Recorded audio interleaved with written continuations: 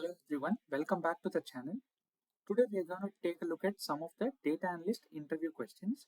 It will be a multi-part series. Today we'll focus on three aspects: behavioral questions, business acumen questions, and guesstimate questions. Let's get started. First we have behavioral questions. This is a common part of any HR round or sometimes even manager round of a data analyst job process. They can ask you about strengths and weakness. You should try to connect this to your own personality and also how it can be relevant to the data analyst space. They might ask you about a failure you have faced in your professional life working on a data analysis project. It's important to explain this project clearly and also say what you learned from the project.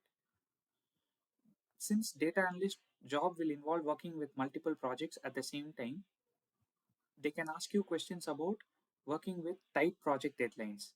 Think of a specific example in your mind from your previous experiences.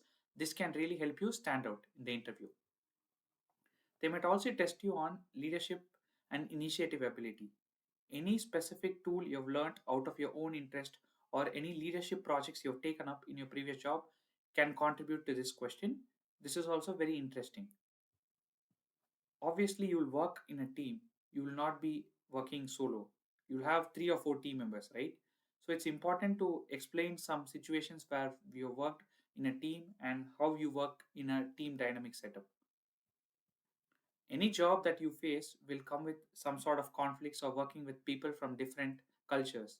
So giving examples about conflicts you have faced, how you go about resolving a conflict and handle a conflict is very important. Any example of multicultural team, even better if you worked abroad, can add a lot of value. You need to work well with different type of people. That's a basic expectation in any data analyst job. Another interesting question is about how you prioritize tasks. If you have multiple tasks, what kind of parameters you use to kind of order them and do them in a particular format. This is important because you might get three or four tasks at the same time. You need to be able to prioritize this. Then generally they want to understand your mindset. Do you want to make an impact? Are you coming just for the money? Are you willing to learn new things? All these are important part. And then also about your personality. Be honest here. Don't make a lot of false promises. So sometimes this is important because being fit for a role is also important more than just your knowledge. Finally, they could also ask you some interest and hobby questions. Try to relate this to data if possible, or be honest about your hobbies, interests. What do you do beyond work? Sometimes this can also catch their eye and help you get a job. Finally, after all that is done, they'll be like, do you have any questions? Ask some informed questions. Ask about what the role is about. Ask about the team structure, what tools you will use, what you can expect in the company, how is the company culture, all that stuff. Moving on to the next part, business acumen questions. What can you expect here? Definitely, they'll test you on industry knowledge. If you're applying for an e-commerce company, understanding of e-commerce business is very important. Similarly, with other industries as well. They'll want you to say some metrics, KPIs you know about the industry, any projects you have done related to that. This can add a lot of value as well. If it's particular to marketing, they might test you on click-through rate, conversion rate, what is cost per click, what happens if conversion rate goes down, how will you handle it. Little bit about cohorts, retention, how will you retain customers, how will you bring back customers. Then A/B testing. If you have multiple versions of the website, what parameters, what statistical stuff you will consider when you run an A/B test to prove which is more successful. They may also ask you about loyalty programs. How do you retain loyal customers? What kind of programs you introduce for them? What kind of parameters you use to quantify someone as a loyal customer?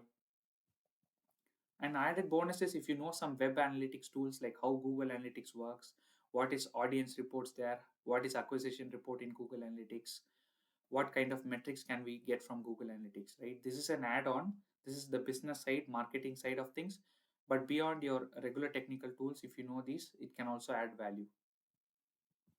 And finally, some guesstimate questions. Again, you can find a lot of this material online in various blogs. Simple questions like how many cups of coffee do people drink in Mumbai every month? How many cups of tea do people drink in Delhi every month? Things like that. How many cars operate in the city of New York?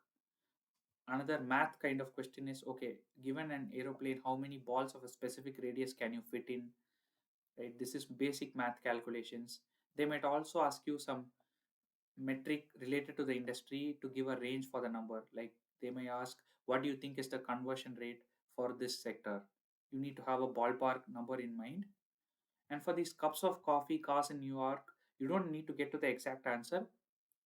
Follow a problem solving method, go step by step, calculate numbers, split the data maybe according to the strata of society, according to whether the coffee people are regular coffee drinkers, occasional drinkers, habitual drinkers, whatever that is.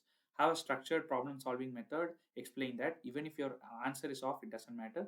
They want to think and assess how you solve problems, how you approach problems. That is more important. Getting the approach right is better than getting the answer right here. So don't focus too much on the exact answer. Okay. So these are some interesting aspects of guesstimate questions. Thank you for watching. Hope you enjoyed this video. I'll see you again in future videos where we'll talk about interview questions pertaining to SQL, Excel, Python, Power BI, Tableau, and other topics as well, including statistics. Hope you enjoyed the video. If you like the video, do subscribe to the channel, like the video, share it with your friends. I'll see you again in more interesting videos. Till then, take care. Bye.